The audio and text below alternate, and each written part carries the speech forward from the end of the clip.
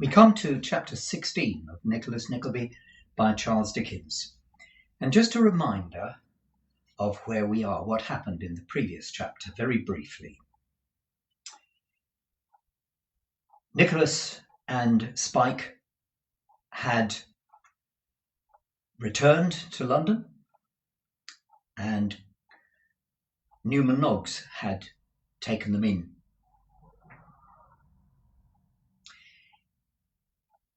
Several things happened during that chapter, including a rather dramatic rescue of a baby by Nicholas. And you have to remember that's very important.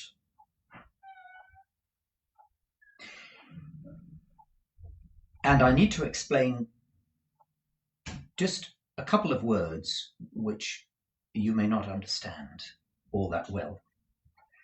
A ledger is a great big book in which details and accounts are recorded. And the huge ledger that is referred to in chapter 16 has metal clasps which, when you shut the book, click into place so the book itself can't come open. You have to unclasp it.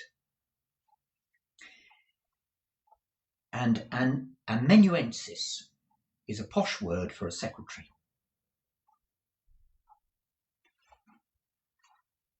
So chapter 16. The first care of Nicholas next morning was to look after some room in which, until better times dawned upon him, he could contrive to exist without trenching upon the hospitality of Newman Noggs, who would have slept upon the stairs with pleasure so that his young friend was accommodated. The vacant apartment to which the bill in the parlour window bore reference appeared, on inquiry, to be a small back room on the second floor, overlooking a soot-bespeckled prospect of tiles and chimney pots. Of this chamber, Nicholas became the tenant, and having hired a few common articles of furniture from a neighbouring broker, and paid the first week's hire in advance out of a small fund raised by the conversion of some spare clothes into ready money, he sat himself down to ruminate, to think upon his prospects, which, like the prospect outside his window, were sufficiently confined and dingy. As they by no means improved on better acquaintance, and as familiarity breeds contempt, he resolved to banish them from his thoughts by dint of hard walking. So taking his hat, and leaving poor Smike to arrange and rearrange the room with as much delight as if it had been a costliest palace, he betook himself to the streets, and mingled with the crowd which thronged them. As he was making his way along one of the great public thoroughfares of London, he chanced to raise his eyes to a blue board, whereupon was inscribed in characters of gold, "General Agency Office for places and situations of all kinds. Inquire within." It was a shop front, fitted up with a gauze blind and an inner door, and in the window hung a long and tempting array of written placards announcing vacant places of every grade, from a secretary's to a boot boy's. Nicholas halted instinctively before this temple of promise, and ran his eye over the capital text openings in life which were so profusely displayed. When he had completed his survey, he walked on a little way, and then back, and then on again. At length, after pausing irresolutely several times before the door of the General Agency Office, he made up his mind and stepped in. He found himself in a little floor-clothed room, with a high desk railed off in one corner, behind which sat a lean youth with cunning eyes and a protruding chin, whose performances in capital text darkened the window. He had a thick ledger open before him, and with the fingers of his right hand inserted between the leaves, and his eyes fixed on a very fat old lady in a mob cap, evidently the proprietress of the establishment, who was airing herself at the fire, seemed only to be waiting for her directions to refer to some entries contained within its rusty clasps.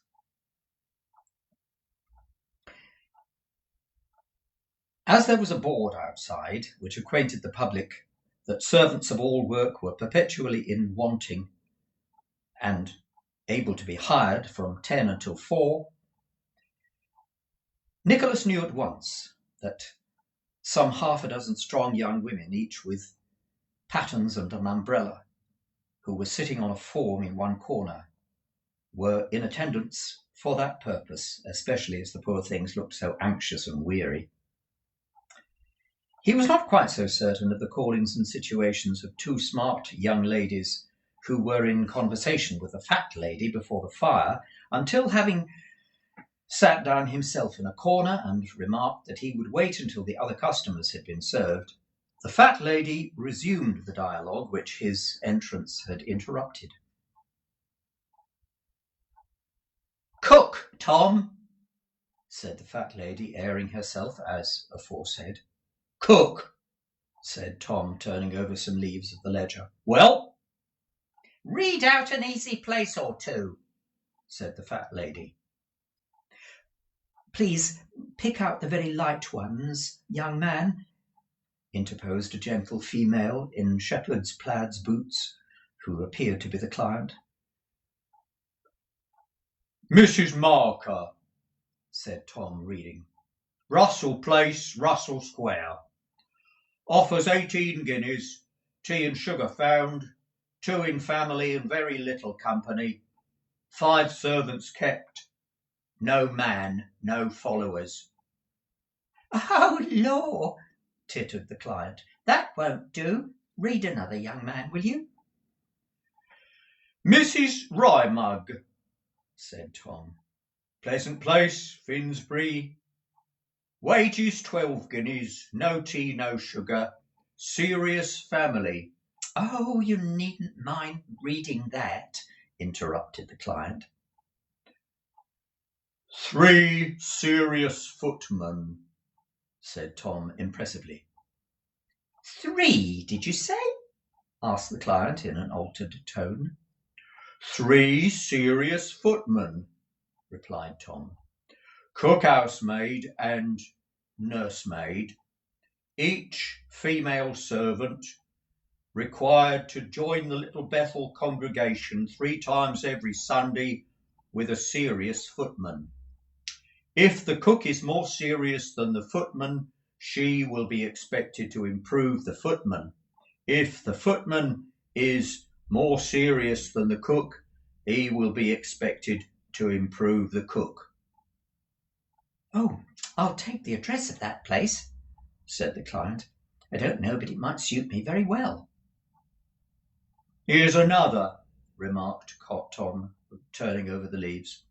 "Family of Mr. Gallinbile, MP. 15 guineas, tea and sugar, and servants allowed to see male cousins if godly.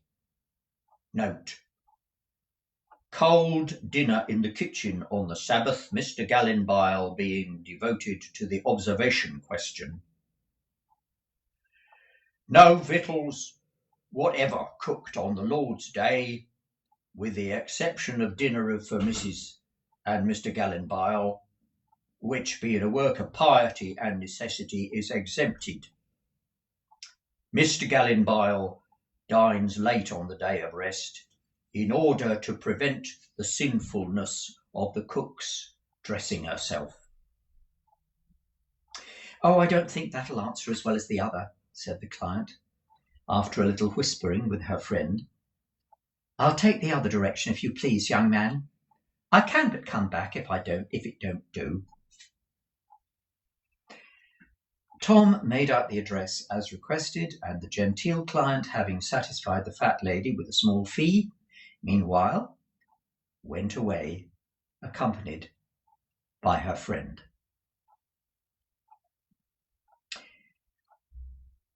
Tom pointed, using the feather of his pen, towards Nicholas. It was a reminder which elicited from the fat lady an inquiry of, "Now, sir, what can we do for you?" Nicholas briefly replied that he wanted to know whether there was any such post to be had as a secretary or amanuensis to a gentleman. "Any such?" rejoined the mistress. "Oh, sir, there's a dozen such, ain't there, Tom?" "I should think so," answered the young gentleman, and as he said it, he winked towards Nicholas with a degree of familiarity which he, no doubt, intended for a rather flattering compliment, but which Nicholas was most ungratefully disgusted with. Upon reference to the book, it appeared that the dozen secretaryships had dwindled down to one. Mr. Gregsbury, the great Member of Parliament of Manchester Buildings, Westminster, wanted a young man to keep his papers and correspondence in order, and Nicholas was exactly the sort of young man that Mr. Gregsbury wanted. "I don't know what the terms are, as he said he'd settle himself with the party," observed the fat lady, "but they must be pretty good, because he's a Member of Parliament." Inexperienced as he was, Nicholas did not feel quite assured of the force of this reasoning, or the justice of this conclusion, but without troubling himself to question it, he took down the address and resolved to wait upon Mr. Gregsbury without delay. "I don't know what the number is," said Tom, "but Manchester Buildings isn't a large place, and if the worst comes to the worst, it won't take you very long to knock on all the doors on both sides of the way till you find out which one it was." Thinking no longer of his own misfortunes, Nicholas, with many wrong turns and many inquiries and almost as many misdirections, bent his steps towards the place whither he had been directed.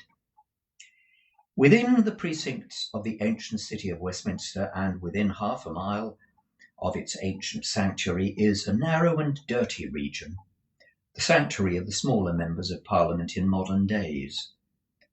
It's all comprised in one street of gloomy dwellings. This is Manchester Buildings. And into Manchester Buildings Nicholas turned, with the address of the great Mr. Gregsbury in his hand. As there was a stream of people pouring into a shabby house not far from the entrance, he waited until they had made their way in, and then,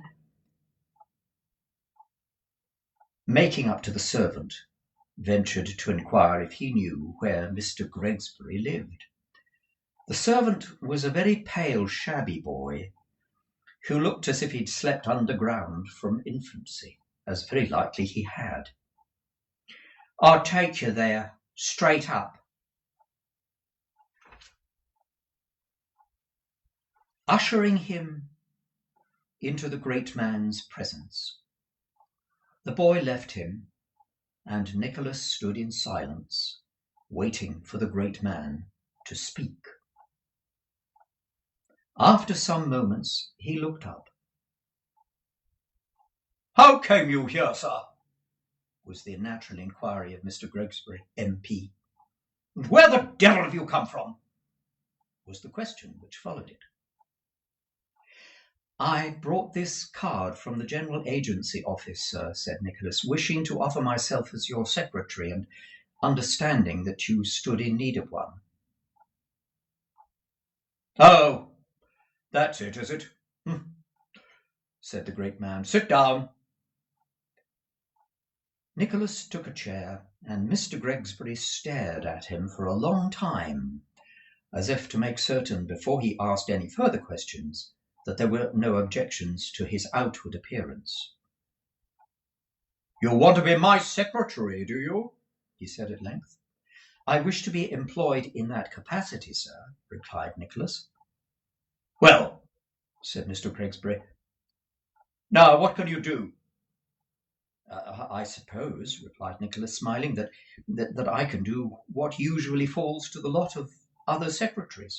And what is that? Inquired Mr. Gregsbury. What is it? Replied Nicholas. Aha! What is it? Retorted the other, looking shrewdly at him with his head on one side. A secretary's duties are rather difficult to define, perhaps, said Nicholas, considering. They include, I presume, correspondence? Good, interposed Mr. Gregsbury. The arrangement of papers and documents? Very good. Occasionally, perhaps, the writing down from your dictation, and possibly, sir, said Nicholas with half a smile, the copying of your speech for some public journal when you have made one of more usual importance. Certainly, replied Mr. Gregsbury. What else? Really, said Nicholas after a moment's reflection, I am not able at this instant to recapitulate any other duty of a secretary beyond the general one of making himself as agreeable and useful to his employer as he can, consistently with his own respectability, and without overstepping that line of duties which he undertakes to perform, and which the designation of his office is usually understood to imply. Mr. Gregsbury looked fixedly at Nicholas for a short time, and then, glancing warily round the room, said in a suppressed voice, That is all very well, Mr. What's your name? Nickleby. That is all very well, Mr. Nickleby, and very proper so far as it goes, but it doesn't go far enough. There are other duties, Mr. Nickleby, which a secretary to a member of Parliament must never lose sight of.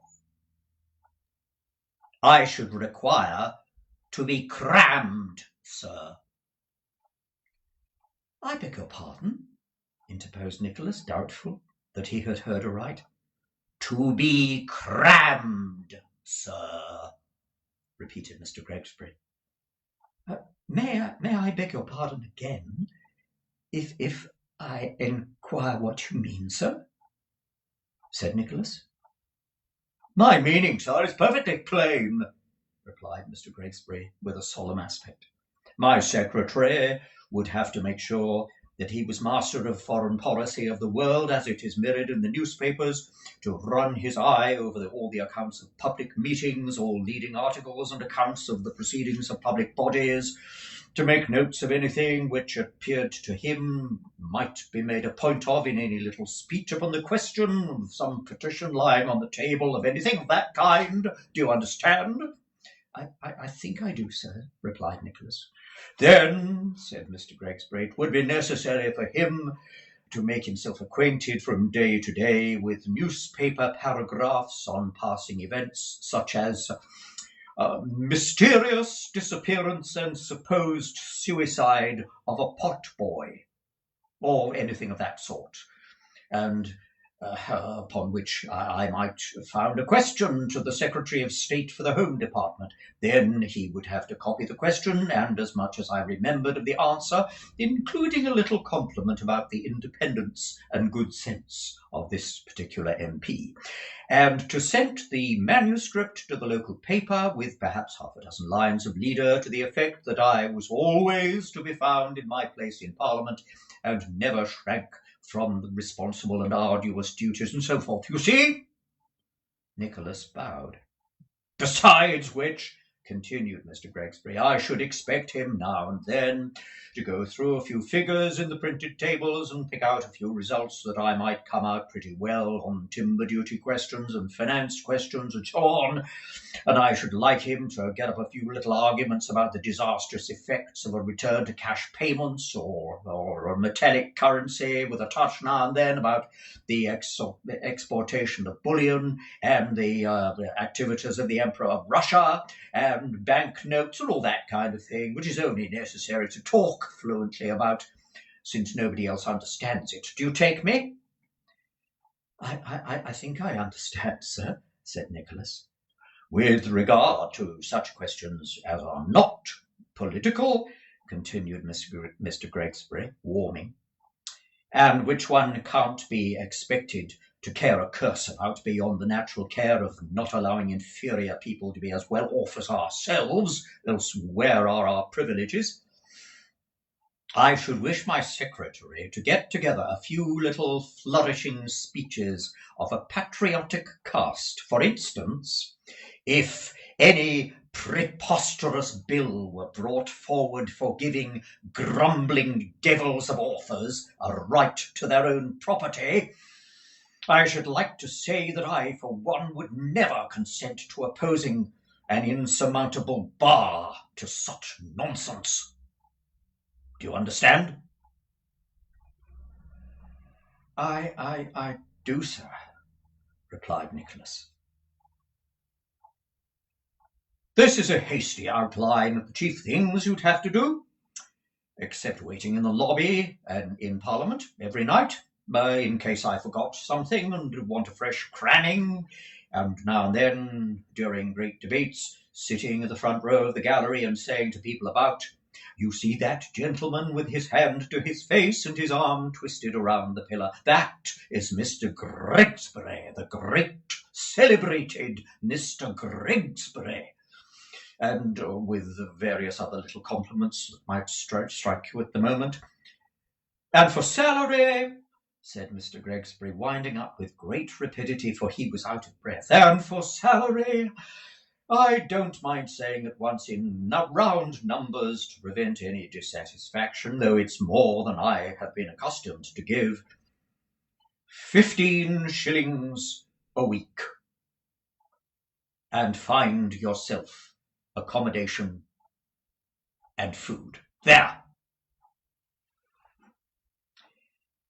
With this handsome offer, Mr. Gregsbury once more threw himself back in his chair and looked like a man who had been most profligately liberal, but is determined not to repent of it notwithstanding. 15 shillings a week is not much, said Nicholas mildly. "Not much! 15 shillings a week, not much, young man!" cried Mr. Gregsbury. 15 shillings a... Pray, please, do not suppose that I quarrel with the sum, sir, replied Nicholas, for I am not ashamed to confess that whatever it may be in itself, to me it is a great deal. But the duties and responsibilities make the recompense small, and they are so very heavy that I fear to undertake them. "Do you decline to undertake them, sir?" inquired Mr. Gregsbury, with his hand on the bell rope. I fear they are too great for my powers, however good will I may seek to display, replied Nicholas. "That is as much to say that you would rather not accept the place, and that you consider 15 shillings a week too little," said Mr. Gregsbury, ringing. "Do you decline it, sir?" "I have no alternative but to do so," replied Nicholas. "Door, Matthews," said Mr. Gregsbury, as the boy appeared. "I am sorry to have troubled you unnecessarily, sir," said Nicholas. "I am sorry indeed you have," rejoined Mr. Gregsbury, turning his back upon him. "Door, Matthews." "Good morning, sir," said Nicholas. "Door, Matthews," cried Mr. Gregsbury. The boy beckoned to Nicholas, and tumbling lazily downstairs before him, opened the door and ushered him into the street. With a sad and pensive air, he retraced his steps homewards. Smike had, meanwhile, scraped a meal together from the remnant of last night's supper, and was anxiously awaiting his return.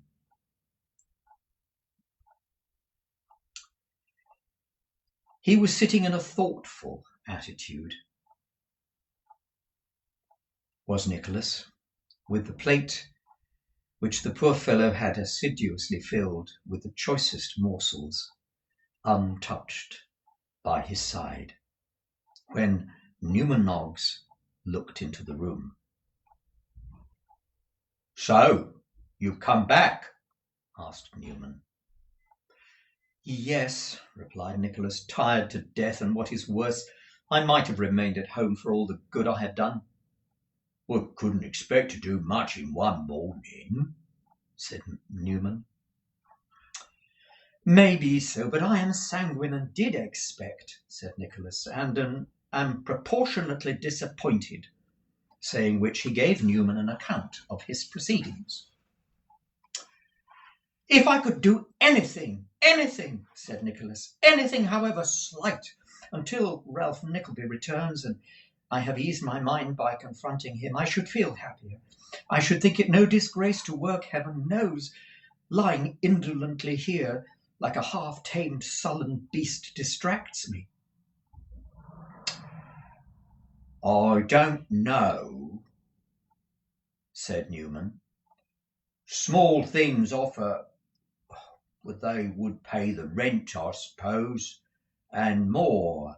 But you wouldn't like 'em. No, you could hardly be expected to undergo. No. "What could I hardly be expected to undergo?" asked Nicholas, raising his eyes. "Show me in this wide waste of London any honest means by which I could even defray the weekly hire of this poor room, and see if I could shrink from resorting to them. I have undergone too much, my friend, to feel pride or squeamishness now, except," added Nicholas hastily, after a short silence, "except such squeamishness as is common honesty, and so much pride as constitutes self-respect. I see little to choose between assistant to a brutal schoolmaster and toad-eater, to a mean and ignorant upstart, be he member of Parliament or no." "I hardly know whether I should tell you what I heard this morning or not," said Newman. "Has it reference to what you have said just now?" asked Nicholas. "It has." "Then in heaven's name, my good friend, tell it to me," said Nicholas. "For God's sake, consider my deplorable condition, and while I promise to take no step without taking counsel with you, give me at least a vote in my own behalf." Moved by this entreaty, Newman stammered forth a variety of the most unaccountable and entangled sentences, the upshot of which was that morning, touching the origin of his acquaintance with and the whole life, adventures, and pedigree of Nicholas Nickleby, Mrs. Kenwigs had examined him at great length. At first, he had demurred to give any secrets, but she had gone so far that he had to admit that Nicholas was a tutor of great accomplishments, involved in some misfortunes which he was not at liberty to explain, and bearing the name of Johnson. Mrs. Kenwigs, impelled by gratitude for Nicholas rescuing the baby, or possibly ambition, or maternal pride, or maternal love, or all four powerful motives conjointly, had taken secret confidence with Mr. Kenwigs, and had finally returned to propose that Mr. Johnson should instruct the four Miss Kenwigses in the French language as spoken by the natives. at a weekly stipend of 5 shillings, current coin of the realm, being at the rate of 1 shilling per week per each Miss Kenwigs, and 1 shilling over until such time as the baby might be able to take out in grammar. Which, unless I am very much mistaken, observed Mrs. Kenwigs, in making the proposition, will not be very long, for such clever children, Mr. Noggs, never were born into this world, I do believe. There, said Newman, that's all. It's beneath you, I know, but I thought that perhaps you might. Might? Cried Nicholas with great alacrity. Of course I shall. I accept the offer at once. Tell the worthy mother so without delay, my dear fellow, and that I am ready to begin whenever she pleases. Newman hasted with joyful steps to inform Mrs. Kenwigs of his friend's acquaintance, and so, returning, brought back word that they would be happy to see him in the first floor as soon as is convenient. That Mrs. Kenwigs had, upon the instant, sent out to secure a second-hand French grammar and dialogues, which had long been fluttering in the sixpenny box at the local bookstall round the corner, and that the family, highly excited at the prospect of this addition to their gentility, wanted the first lesson to come off immediately. Nicholas was received by Mrs. Kenwigs with a genteel air, kindly intended to assure him of her protection and support, and here, too, he found two of Mrs. Kenwigs' most particular friends, Mr. Livivick and Miss Patauka. How do you do, Mr. Johnson? Said Mrs. Kenwigs. Turning to the assembled company, she went on, Mr. Johnson is engaged as private master to the children, but I hope, drawing herself up, that will not make them proud, for they might bless their own good fortune, which has borne them superior to common people's children. Do you hear, Morlina? The oldest of her daughters. Yes, mamma, replied Miss Kenwigs. And when you go out into the streets or elsewhere, I desire that you don't boast of it to the other children, and say, said Mrs. Kenwigs, and if you must say anything about it, you don't say no more than, we've got a private master that comes to teach us at home, but we ain't proud because Ma says it's sinful. Do you hear, Morlina? Yes, mamma, replied Miss Kenwigs again.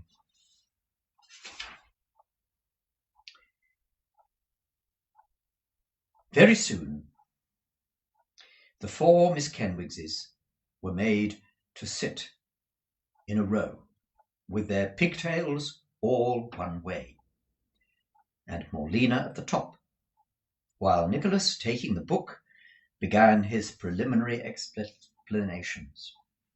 Miss Patauka and Mrs. Kenwigs looked on in silent admiration, broken only by the whispered assurances of the latter that Morlina would have it all by heart in no time.